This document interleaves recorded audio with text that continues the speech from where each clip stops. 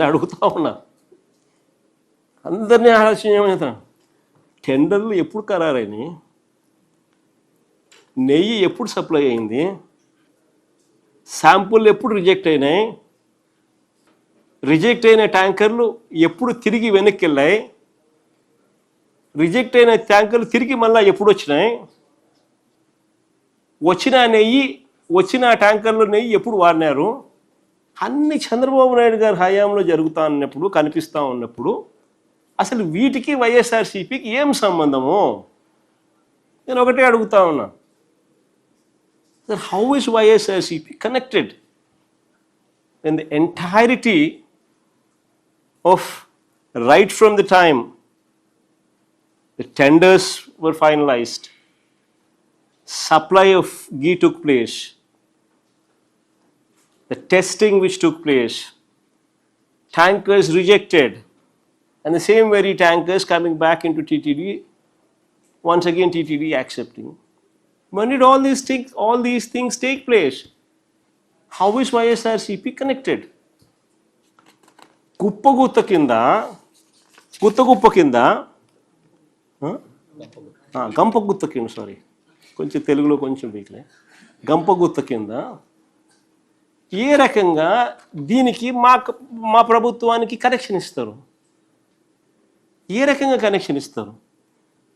అసలు అన్ని కనెక్షన్లు చంద్రబాబు నాయుడు హయాంకు కనిపిస్తూ ఉంటే, ఇలా తీసుకొచ్చిన దగ్గర నుంచి, వాళ్ళ హయాంలో సప్లై చేయడం దగ్గర నుంచి,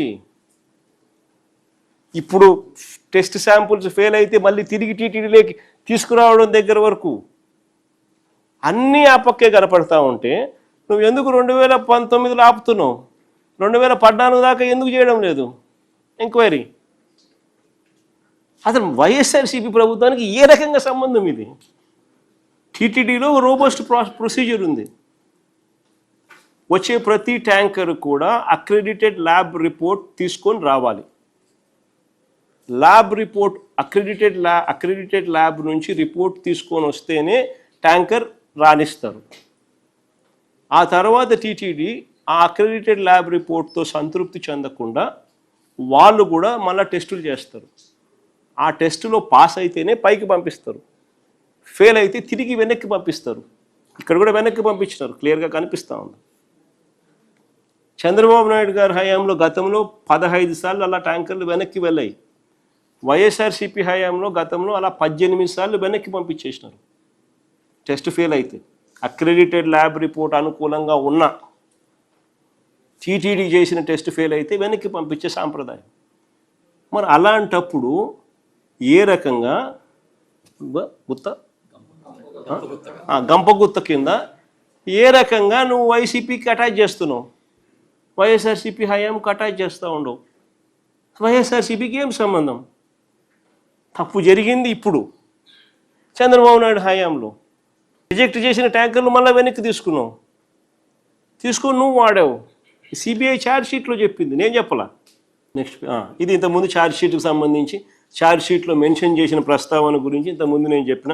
సిబిఐ ఛార్జ్ షీట్లో page number 44, page number 64, page number 91లో ఏ మాదిరిగా రాసినారని డీటెయిల్గా పారాగ్రాఫ్లు కూడా చదివి వినిపించాను.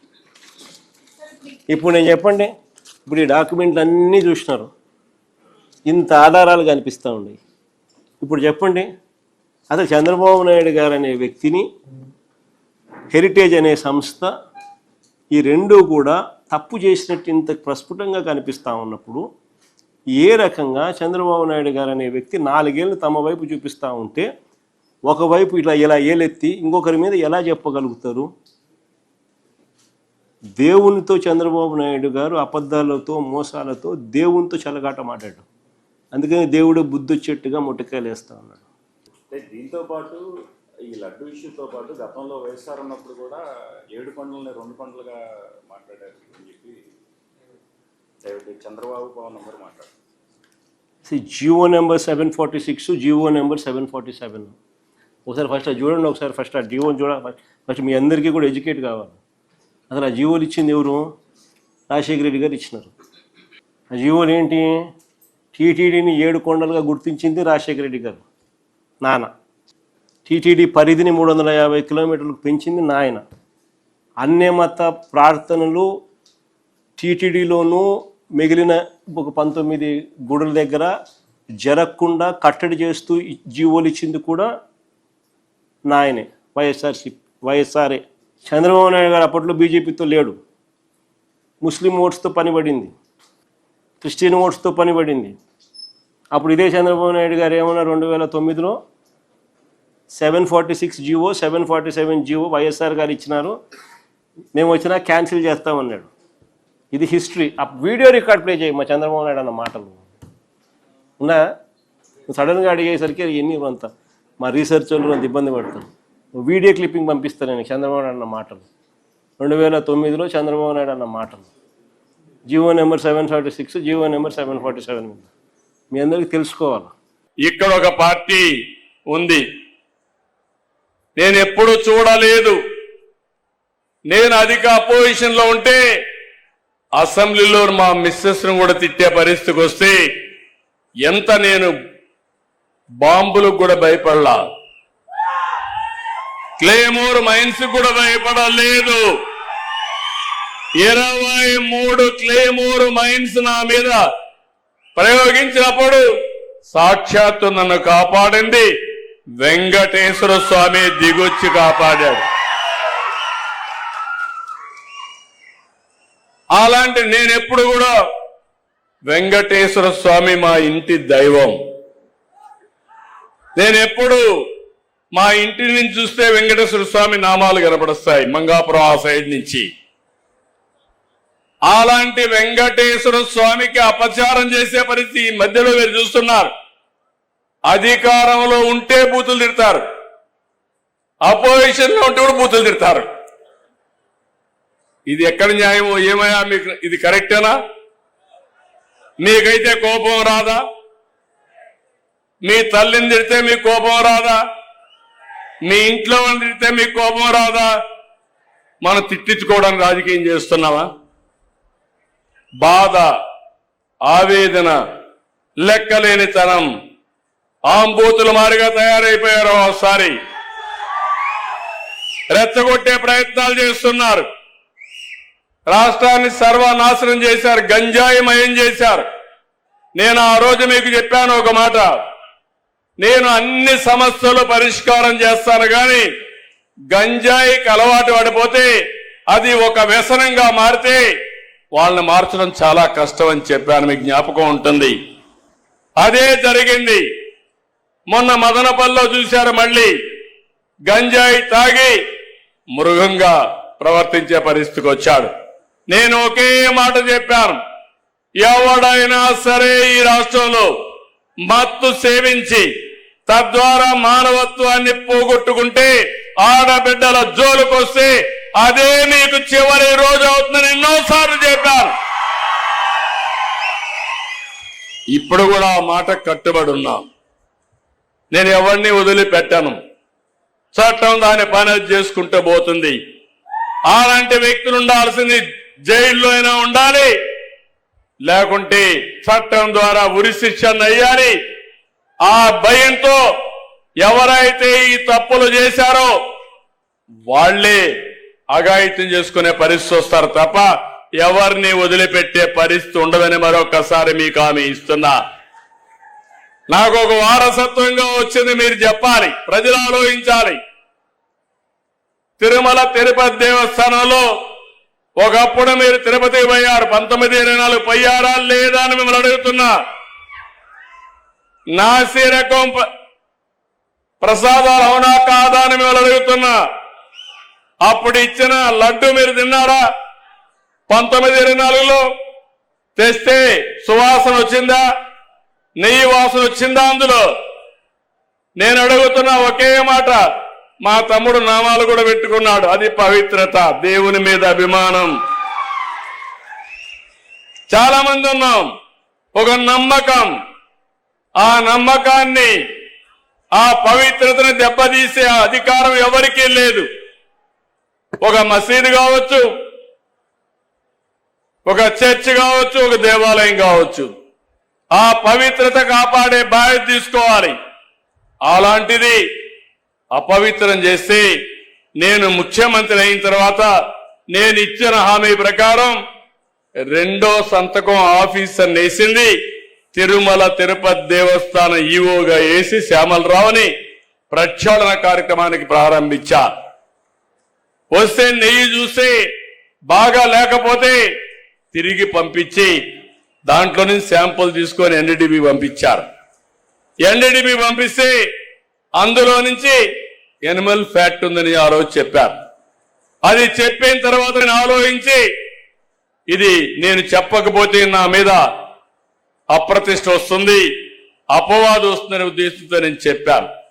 తర్వాత లేనిపోని సమస్యలన్నీ క్రియేట్ చేసి సుప్రీంకోర్టు ఒరగబోయే పరిస్థితికి వచ్చారు. సిట్ వేశారు. ఆ సిట్ లో వచ్చినటన్నీ మీరు చదివి ఉంటారు. చాలా స్పష్టంగా చెప్పారు, అసలు ఇది నెయ్యే కాదు, కెమికల్స్ తో తయారు చేసిన నెయ్యి అని చెప్పారు. రాష్ట్ర ప్రభుత్వాన్ని కూడా యాక్షన్ తీసుకోమని అధికార యంత్రాంగం పైన ఒక రిపోర్ట్ పంపించారు. ఇవన్నీ వస్తే తప్పుని తప్పించుకోవడానికి, వాళ్ళు చేసిన తప్పుని వేరే వాళ్ళపైన వేయడానికి ప్రయత్నం చేసే నీచులున్నారంటే ఏమనాలి నాకైతే అర్థం కావడంలా. మీరందరూ ఒకసారి గుర్తుపెట్టుకోండి, ఆ రోజు నా మీద నేనే ముఖ్యమంత్రి, తెల్లవారు నిద్రలేశాను, వివేకానంద రెడ్డి మర్డర్, నిద్రలే చూస్తే టీవీ సాక్షిలో వేశారు. ఏమని? గుండెపోటుతో వివేకానంద రెడ్డి చనిపోయాడని.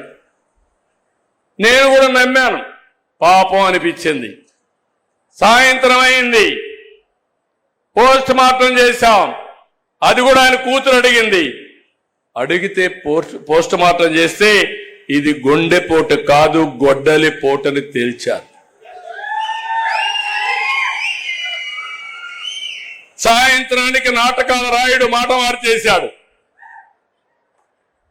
తండ్రి లేని బిడ్డను ఉన్న పెద్ద దిక్కుపోయాడని. అది అయింది. తెల్లవారి నిద్ర లేస్తానే సాక్షి పేపర్ ఒకసారి మీరు గుర్తుపెట్టుకోవాలి. నారాసుర రక్త చరిత్ర నా చేతిలో కత్తి పెట్టి నా జీవితంలో ఊహించని సంఘటనది. నేను రాజకీయం చేస్తాను గాని రౌడీల గుండెల్లో రైళ్లు పరిగెత్తిస్తారు గాని సంఘ విద్రోహ శక్తులను అణిచివేస్తారు గాని ప్రాణానికి కూడా లెక్క పెట్టుకోని గాని నేను నేరాలు చెయ్యబోనని మీ అందరికీ హామీ ఇస్తున్నా. అదే నా నిజాయితీ, అదే నా యొక్క జీవితం అంతా కూడా మీరు చూశారు. అలాంటిది పాపం ఆ అమ్మాయి కూడా అలా చిన్నాన్న కూతురు మోసపోయింది. తర్వాత తెలుసుకునే కొద్దిగా లేట్ అయిపోయింది. ఇప్పుడు తిరుగుతా ఉంది. సెక్యూరిటీ కూడా పెట్టుకొని తిరిగే పరిస్థితి వచ్చింది. నిన్న మీరు చూస్తే ఇంత స్పష్టంగా చెప్పితే, అపవిత్రం చేశారని చెప్తే, అవినీతి జరిగిందని చెప్తే తిరిగి హెరిటేజ్ అనే కంపెనీ తీసుకొచ్చి నా పేరే వేసి తప్పించుకోవాలంటున్నారంటే కరుడు గట్టిన నేరస్తులు అవునా కాదా అని మిమ్మల్ని అడుగుతున్నా. అలాంటి నేరస్తులతో రాజకీయం చేయాలనా? ఏమంటారు మీరు? అంటే మీకు బాధ్యత లేదా? నాకు ఒకటికైనా బాధ్యత, రాష్ట్రాన్ని కాపాడుకోవడం మీకు బాధ్యత లేదా? ఎందుకు మీరందరూ కూడా గట్టిగా ముందుకు రావడం లేదు నేను అడుగుతున్నా. మంచిని అభినందించాలి, చెడుని ఖండించాలి, చెడు వ్యక్తులను కూడా ఎక్కడికక్కడ మీరు నిరాకరించే పరిస్థితి రావాలి. అప్పుడే రాజకీయాలు ప్రక్షాళన అవుతాయి. అట్లా కాకుండా ఏదో చిన్న దీని మీదనే ఆలోచిస్తా కూర్చుంటే నాకెందుకు వచ్చిందని మీరు ఇంట్లో పడుకుంటే 5 ఏళ్లు మీకోసం నేను కష్టపడ్డా. కడాన నాకు ఎప్పుడూ కలలో కూడా ఊహించలేదు. నేను కూడా జైలుకు పోవాల్సి వచ్చింది. దేని మీద పోయాను మీరు చూశారు. నాకు ఒక నోటీస్ ఇస్తే నేను సమాధానం చెప్పేవాడిని. ఉన్న పళంగా నిన్ను అరెస్ట్ చేస్తున్నా అని పట్టుకొచ్చి లోపలేసే పరిస్థితికి వచ్చారు. కానీ దేనికోసం పోరాడాను? దేనికోసం? 45 సంవత్సరాలుగా నన్ను అభిమానించారు.